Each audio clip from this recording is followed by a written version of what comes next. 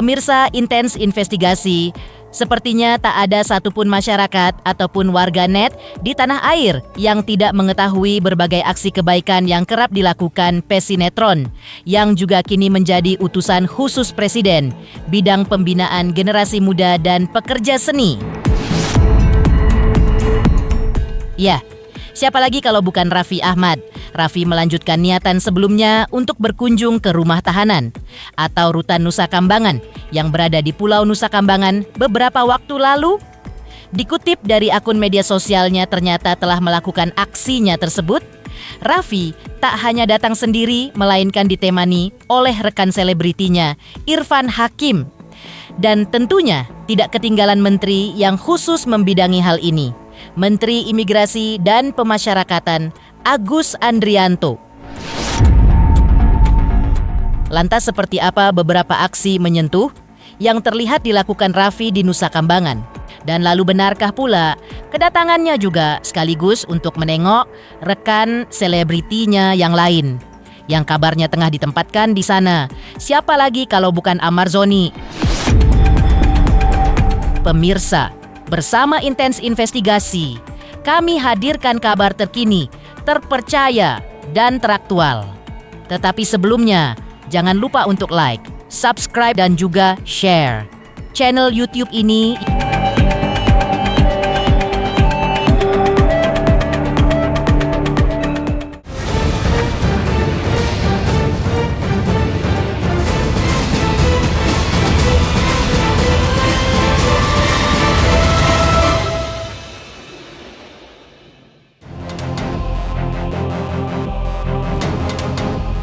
Ya, meski dikenal sebagai salah satu publik figur paling sibuk di tanah air, ini agaknya memang tak membuat sosok Raffi Ahmad berhenti menebar kebaikan dimanapun ia berada.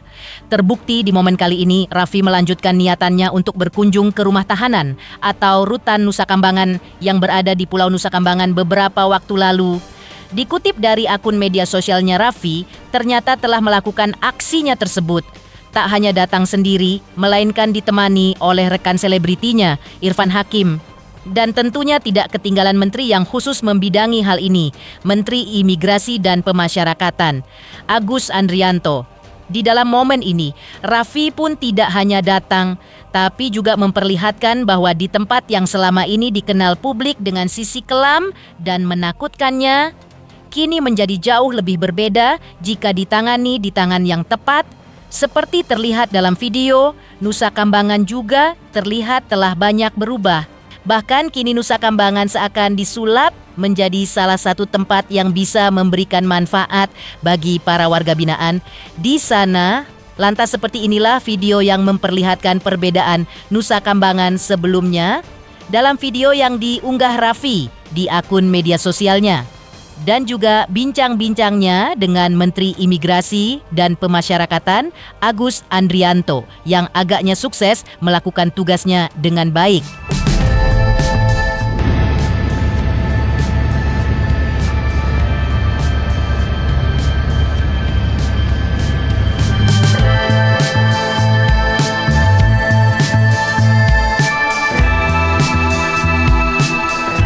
Menteri, jadi ini luar biasa. Ini salah satu yang tadi kita lihat tambak. Ya, kita lagi mau kembangkan di sini. Seperti ini ya. Ya, bisa diekspor ke Jepang. Jadi di Nusa Kambangan ini ternyata Pak Agus dalam 1 tahun merubah transformasi Nusa Kambangan ini menjadi bukan hanya untuk pembinaan warga-warga di sini yang menjalani hukuman, tapi juga tempat ini dimaksimalkan, dioptimalisasikan untuk menjadi tempat ketahanan pangan. Ketahanan pangan sekaligus juga memberi keterampilan kepada warga binaan masyarakat. Luar biasa. Terima kasih nih, jadi untuk generasi muda harus tahu ini dibawa ke pemimpinan beliau. Ini sekarang Nusa Kambangan menjadi lebih hidup. Jadi tempat-tempat yang tadinya mati seperti hutan dibudidayakan, jadi ada ternak, ayam, itik, sapi, domba, udang, dan semuanya. Dan yang paling terpenting itu mereka di warga binaan juga mereka bisa kerja juga. Bisa. Hasil kerjanya mereka itu langsung dimasukin ke dalam rekening, jadi mereka punya tabungan. Wah, terima kasih, luar biasa. Langsung ini. Kita cobain.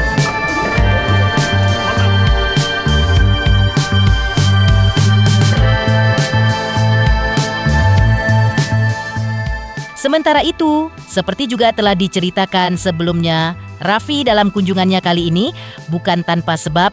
Pasalnya di sebuah momen ia sempat berujar mengenai keinginannya tersebut, apalagi sebagai utusan khusus Presiden bidang pembinaan generasi muda dan pekerja seni. Raffi agaknya selalu ingin menunjukkan sisi berbeda dari dirinya setelah kini dipercaya menyandang pekerjaan barunya tersebut. Dan lantas mengetahui niat baik Raffi, Aditya Zoni sebagai adik pun sempat ikut bersuara seperti berikut ini.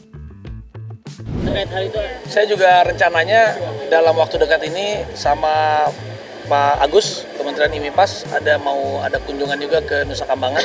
Nanti mungkin waktunya ya saya kasih tahu mungkin dalam waktu dekat. Akan bertemu Amar Zoni juga kan di dalam?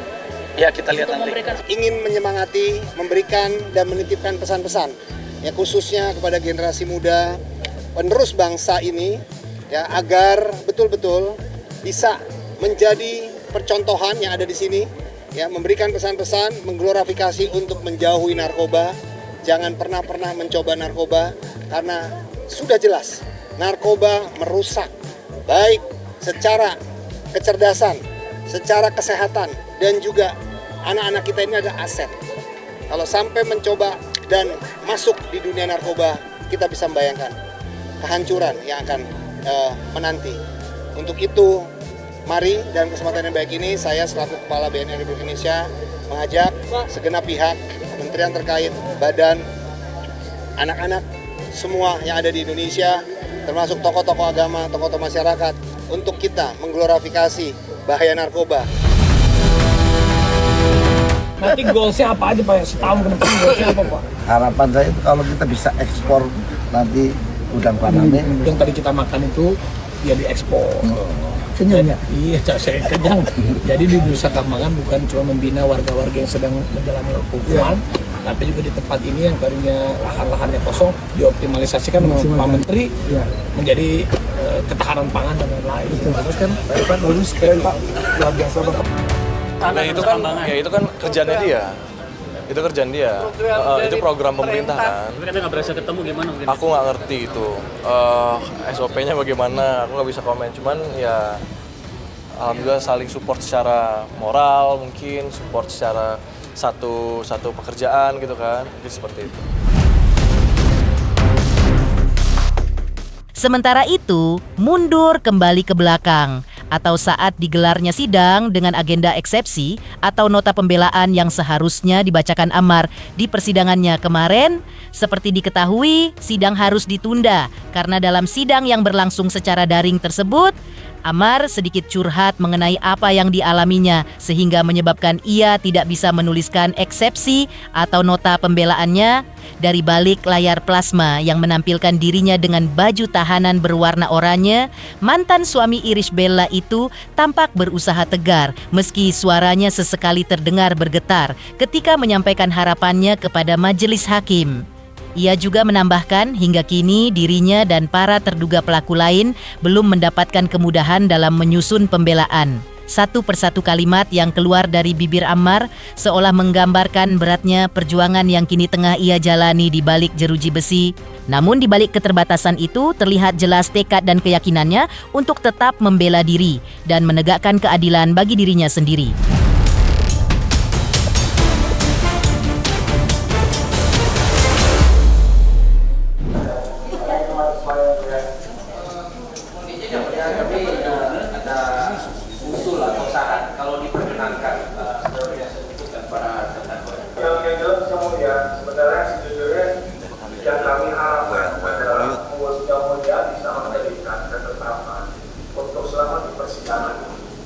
Selama di persidangan ini kami punya akses untuk bisa komunikasi perlu kepada pengacara pertama, kedua itu kan ya kami bisa dipindahkan sementara gitu. Sementara soal persidangan itu aja makanya ini meminta berarti agar akses kami biar lebih mudah. Saudara para terdakwa ya, tadi saya sudah sampaikan ke penuntut umum, tolong ya penuntut umum nanti kalau nggak ada akses untuk PHK ini ya bagus kita offline aja dari awal ya. Nanti disampaikan ke lapas. Kenapa? Iya itu maksud saya. Ya, tolong nanti disampaikan ke lapas untuk ya itu kan hak mereka ya. diberikan akses untuk berkomunikasi itu ya penasihat hukum ya. Dan untuk tadi sudah saya jelaskan ya, untuk sidang secara offline nanti kita tunggu dulu kalau pas pembuktian. Kalau acaranya berlanjut ke pembuktian memang lebih enak kalau kita face to face kan seperti itu. Tapi kami juga belum musyawarah majelis, kami bertiga gitu kan. Hakimnya satu lagi belum ada. Ya, itu ya terdakwa ya.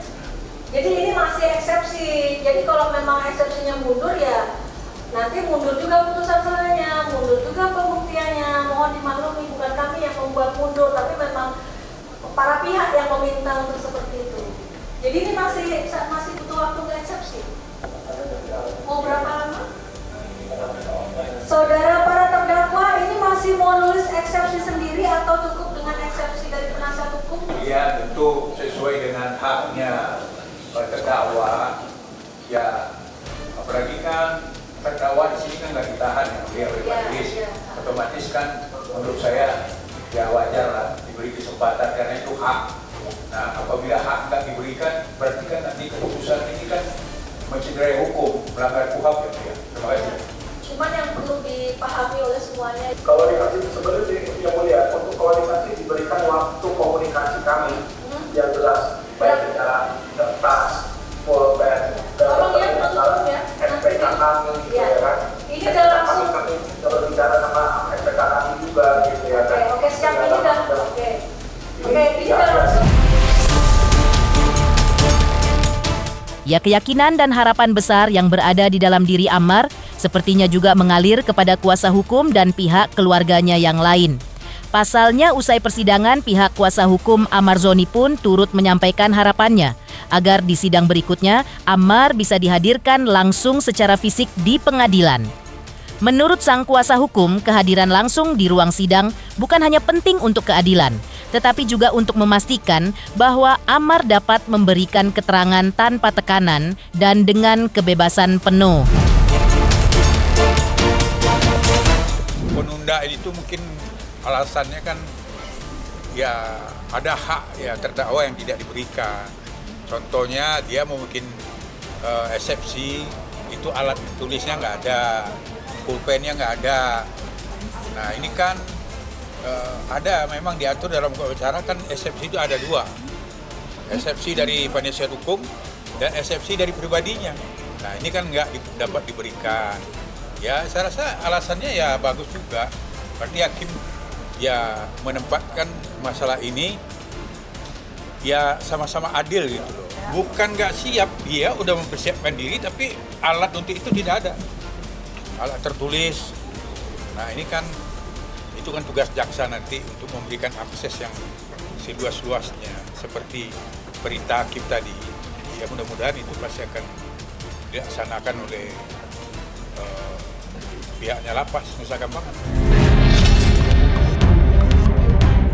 Di sisi lain, setali tiga uang dengan kehadiran Raffi ke Lapas Nusa Kambangan dan mengulas sidang dengan agenda eksepsi Ammar Zoni sebelumnya. Di dalam momen ini, Ammar agaknya patut berbangga hati karena masih ada orang yang setia mendukung dan tak pernah absen dalam persidangan. Lantas siapa sajakah mereka? Dan benarkah dukungan tersebut menjadi penyemangat Ammar untuk bebas? Pemirsa Intens Investigasi, jangan lupa saksikan terus Intens Investigasi. Pastikan jangan lupa untuk like, subscribe, share, dan juga komen. Tim redaksi Intens Investigasi mengucapkan banyak terima kasih kepada semua subscribes. Hingga channel Intens Investigasi kini menuju 4 juta subscribes.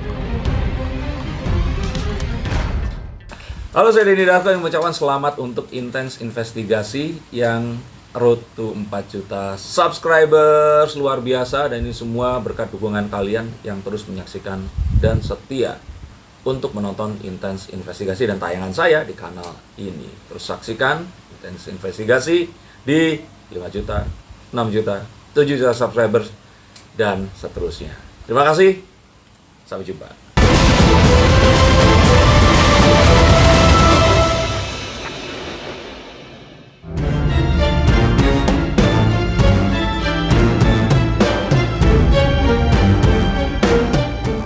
Seperti diceritakan sebelumnya, di dalam momen ini Ammar agaknya patut berbangga diri karena masih ada orang yang setia mendukung dan tak pernah absen dalam persidangan. Salah satunya adalah sang kekasih, Dr. Camelia, yang seolah yakin bahwa Amar bisa berubah jika diberikan dukungan. Dr. Camelia dalam momen yang sama juga berjanji tidak akan meninggalkan Amar Zoni saat terpuruk. Lebih lanjut saat ditanya apa yang membuatnya tetap bertahan. Menurutnya, ketika seseorang tengah berada di titik terendah itu, bukan saatnya untuk dijauhi, melainkan saatnya untuk didekati. Untuk dikuatkan meski bukan dengan uang, setidaknya dengan hati. Dan mungkin itulah mengapa saat ini ia memilih untuk menjadi penolong. Bagi Amar Zoni, sampai dengan detik ini, ya, itu kan yang tadi aku bilang berulang-ulang ya. Maksudnya orang itu lagi di titik terendah, jangan dijauhin. Tapi bagaimana kita membantu dia kalau nggak bisa secara finansial, ya tadi secara moral, secara kemanusiaan, supportnya. Karena aku pernah di posisinya Bang Amar. Bagaimana waktu saat aku terpuruk, satu pun nggak ada yang mau dekat sama aku, nggak ada uang. Maksudnya benar-benar jatuh gitu. Ada satu orang yang menolong aku ya. Sekarang aku pun juga harus kayak gitu sama Bang Amar gitu. Ya enggak lah, pokoknya itu pribadiku ya. Maksudnya aku tuh cuma mencontohkan aja gitu. Namanya orang terpuruk tuh harus terpuruk dia tuh dibantu. Yang aku bilang balik lagi, nggak harus secara finansial kok gitu. Oh dia penyalahguna terus dia buruk di mata kita, belum tentu dia buruk di mata Allah. Biasa jadi aku yang lebih buruk di mata Allah daripada Bang Amar kan gitu. Jadi aku sih nggak pernah memandang orang dari itu sih gitu. Karena aku punya keyakinan, karena aku kenal Bang Amar, mestinya walaupun emang sesingkat ini ya udah setahun, tapi aku punya keyakinan kalau ini anak sebenarnya baik, bisa dirubah kalau emang ada support sistem dari orang-orang terdekatnya dia. Menurut aku gitu. setali 3 uang dengan sang kekasih. Dukungan besar pun terus mengalir, salah satunya dari Titi Haryati, ibu angkat Amar, tak pernah absen di persidangan. Bahkan terus melakukan segala cara agar Amar bisa segera terbebas dari permasalahan yang tengah membelitnya tersebut. Bukan tanpa sebab, dari latar belakangnya sebagai penggiat anti narkoba, ia juga percaya Amar bisa sembuh dan bisa beraktivitas kembali seperti sebelum-sebelumnya. Ya, kami sudah ya istilahnya berupaya untuk hal ini kan. Dari pihak keluarga saya dengan Adit sudah berupaya untuk mohonlah keadilan, mohonlah kemanusiaannya. Kita punya hak juga sebagai warga negara yang punya kewajiban bayar pajak, yang hasil pajaknya juga dibayar para penegak-penegak hukum ini kan. Nah, bersuratlah kepada ya Presiden supaya mendapatkan keadilan dan hak asasi kemanusiaan itu yang tidak memilah-milah gitu. Sementara itu, heboh dukungan yang terus mengalir untuk Amar dari keluarga besarnya. Lantas, bagaimana analisis praktisi hukum Deolipa saat mengetahui Amar Zoni meminta dihadirkan langsung di pengadilan? Pemirsa Intens Investigasi, jangan lupa saksikan terus Intens Investigasi. Pastikan, jangan lupa untuk like, subscribe, share, dan juga komen. Tim redaksi Intens Investigasi mengucapkan banyak terima kasih kepada semua subscribes. Hingga channel Intens Investigasi kini menuju 4 juta subscribes.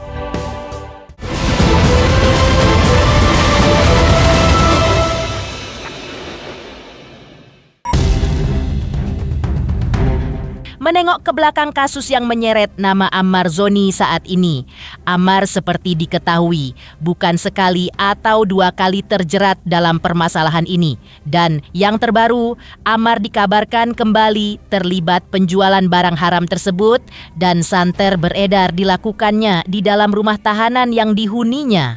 Menanggapi hal ini atau saat dimintai komentarnya, praktisi hukum Deolipa Yumara pun menyoroti keinginan Amar yang selalu meminta untuk dihadirkan langsung di Pengadilan Negeri Jakarta Pusat, bukan dari penjara Nusa Kambangan. Menurut Deolipa, keinginan Amar untuk hadir secara fisik di ruang sidang sebenarnya merupakan hak dari setiap terdakwa. Namun keputusan tetap berada di tangan majelis hakim. Deolipa pun menegaskan bahwa persidangan daring seperti yang dijalani Ahmad Zoni saat ini tidak melanggar ketentuan hukum yang berlaku dan justru menjadi praktik yang lazim dilakukan sejak pandemi beberapa tahun lalu. Lebih lanjut, ia menjelaskan bahwa penempatan Amar di Lapas Nusa Kambangan merupakan bagian dari kewenangan pihak lapas, yang juga mempertimbangkan status hukumnya serta keamanan proses persidangan. Dengan demikian, menurutnya, permintaan Amar untuk hadir langsung di pengadilan masih menunggu pertimbangan lebih lanjut dari majelis hakim. Sebenarnya begini, kita nanti melihat dari isi dakwaan jaksa. Tapi kan jaksa sudah mendakwakan kan, sudah dalam dakwanya sudah berbunyi bahwasanya seorang Ahmad Zoni kemudian dianggap sebagai distributor di lapas dengan status gram narkotika, 100 gram narkotika yang kemudian itu disebarkan lagi melalui aplikasi kepada sindikasi di lapas kan. Jadi memang jaksa mendakwakan Ahmad Zoni sebagai pelaku utama. Itu satu hal yang tersendiri, sehingga penanganan terhadap Ahmad Zoni berdasarkan dakwaan itu memang harus benar-benar sangat ketat. Kemudian ketika pihak lapas kemudian menaruh dia memindahkan beliau di lapas Nusa Kambangan, itu adalah kewenangan dari pihak lapas. Nah, jarak pihak lapas Nusa Kambangan dengan wilayah di sini itu jauh, makanya kenapa diputuskanlah mungkin oleh majelis yang menangani perkara itu kebijakan bahwasanya proses persidangan terhadap para terdakwa dengan cara online kan gitu. Artinya mengirit waktu, hemat biaya dengan Zoom dan lain sebagainya yang bisa dilakukan sekarang ini. Dulu mulai dilakukan tahun 2019-2020, sekarang hampir seringkali dilakukan persidangan online kan. Ini juga adalah keselaziman yang dilakukan oleh majelis hakim peradilan dan memang tidak melanggar undang-undang, tidak melanggar kaidah-kaidah hukum acara. Jadi ya memang ya sudahlah, itu yang terjadi. Nah sekarang Ahmad Zoni minta supaya dia dihadirkan kan, itu kan permintaan dia kan seorang terdakwa yang dipersangkakan. Jadi dia boleh meminta, tapi semua kewenangan dan putusannya di tangan majelis. Kalau majelis tidak menyetujui ya berarti kan memang majelis tidak menyetujui itu. Jadi memang dia harus ada persidangan online. Udah diamini saja lah apa kata majelis kan. Begitu. Jadi kalau kita minta kesetujuan sama kayak kita majelis kami mohon ini ternyata tidak, sudah selesai bilang apa kan yang punya kewenangan di dalam persidangan adalah majelis yang mengurusi perkara. Kalau dia majelis bilang tidak bisa ya tidak bisa lah.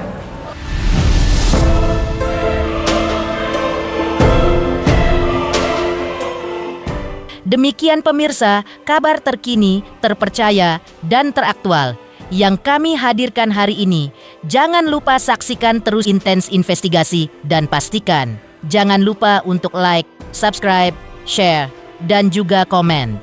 Tim redaksi Intens Investigasi mengucapkan banyak terima kasih kepada semua subscribes hingga channel Intens Investigasi kini menuju 4 juta subscribes.